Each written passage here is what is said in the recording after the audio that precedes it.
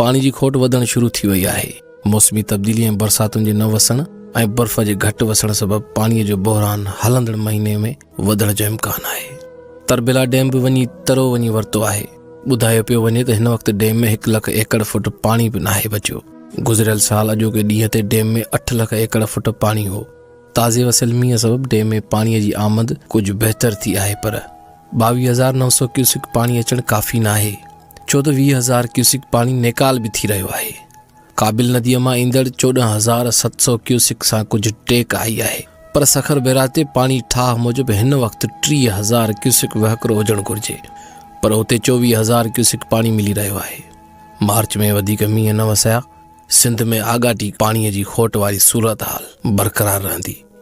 मथां वरी canal Cholistan canal मंसूबा सिंध और पंजाब के दरमियान एक तनाज़े की शक्ल इख्तियार कर गया है। सिंध हुकूमत ने मंसूबे पर तहफ़्फ़ुज़ात का इजहार किया तो पंजाब हुकूमत ने भी जवाब में कहा है कि पानी की मैनेजमेंट हमारा हक है, कोई नहीं रोक सकता।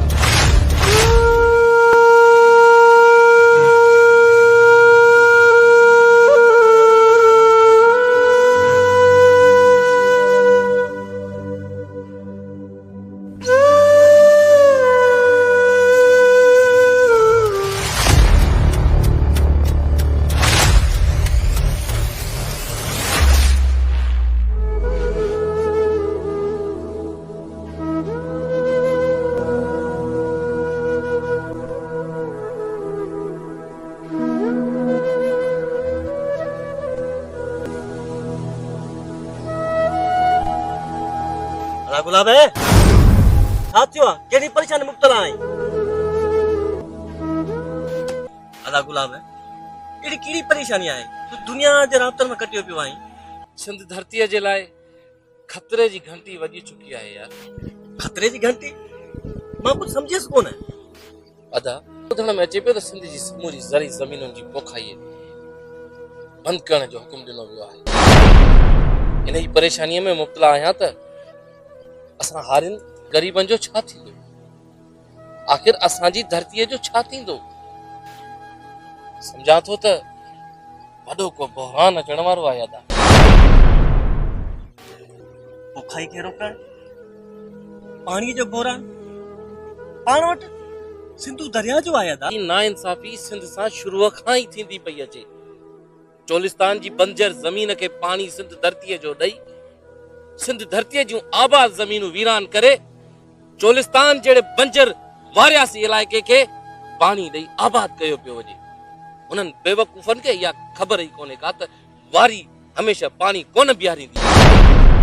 अदा इहो ई त अफ़सोस आहे असांखे त असांजी आबाद ज़मीनुनि खे वीरान ऐं बंजर करण में असांजे पंहिंजनि ई माण्हुनि जो हथु आहे। इन ई ॻाल्हि जो अफ़सोस आहे त असीं छा कयूं। असांजे हथ में कुछ भी कोन्हे। अदा कुछ भी कोन्हे। पोछा सिंध खामोशी वेंदी न मुस्तफा न। सिंध जे सपूतन हमेशा पाण मल्हायो आहे ऐं पंहिंजे हक़नि ख़ातिर हमेशा दुश्मन जे साम्हूं सीनो ताणे बीठा आहे।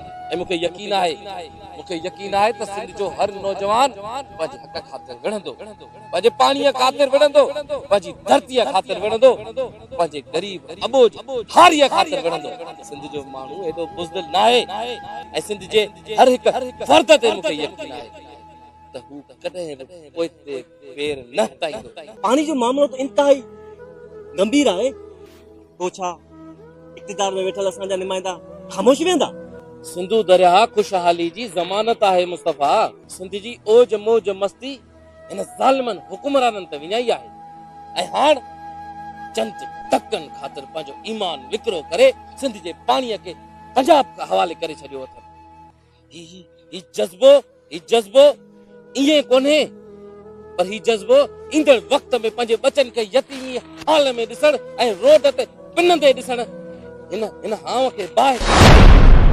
बिल्कुल अदा सिंध अॻे ई पाणी एक खोट सां विढ़ी रही आहे। सिंधु दरिया मां गैर आइनी गैर कानूनी 6 नवां केनाल कढिया पिया वञनि, जंहिंजे करे सिंध जो हर माण्हू सरापा एहतजाज बणियल आहे, जंहिंमें सिंध जो क़ौमपरस्त अॻवान सहाफ़ी लेखक दानिश्वर इवन एतिरे ताईं त सिंध जो हारी ऐं नारी बि सरापा एहतजाज बणियल आहे।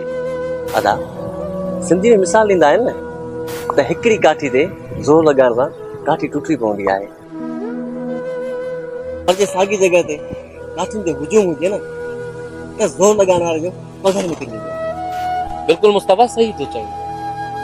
अलॻि अलॻि एहतजाजनि में, अलॻि अलॻि धरणनि में असांजो पंहिंजो ई नुक़सानु आहे, पर जॾहिं सभु हुजूम थी रोड ते निकिरंदासीं त यकीनन मुखालिफ़नि जा पघर कढी छॾींदासीं। आबाद ज़मीनुनि खे बंजर करे ऐं बंजर ज़मीनुनि खे आबाद करण ही किथां जी अकुलमंदी आहे? ही किथां जी सियाणप आहे मुस्तफ़ा? ही त का ज़ाती लालच पई महसूस थिए। हा, अगर एतिराज़नि बावजूद बि केनालनि जो कमु न रोकियो वियो त पोइ सिंध तरफ़ा पंजाब खे ॾिनल मादनियाती शयूं जंहिंमें तेल, गैस, कोयले समेत ॿियूं शयूं बंदि करण खां सवाइ ॿियो को रस्तो कोन्हे असां वटि।